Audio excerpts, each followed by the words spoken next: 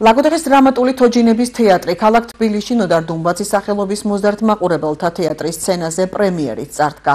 დედაქალაქში გასტროლის მიზანი რეგიონში არსებული თეატრის პოპულარიზაცია. რეჟისორმა რაჟდენ კერვალიშვილმა მაყურებელს კლოდ მანიეს ერთმოქმედებიანი კომედია ბლეზი წარუდგინა.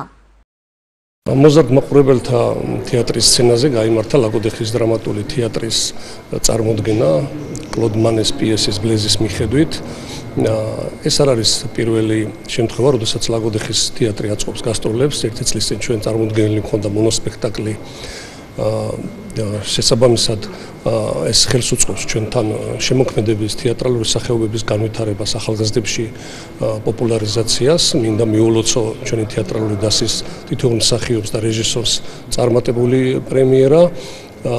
შედგა ეს პროექტი საქართველოს კულტურის სამინისტროსა და ლაგოდეხის მუნიციპალიტეტის მერიის მხარდაჭერით და ჩვენ ვფიქრობთ, რომ მსგავსი პროექტების განხორციელება მნიშვნელოვანია ზოგადად ჩვენი მუნიციპალიტეტისათვის. ეს საკმაოდ ესეთი ცნობილი პიესა არის, კლოდ მანე არის მისი ავტორი, დრამატურგი ფრანგი.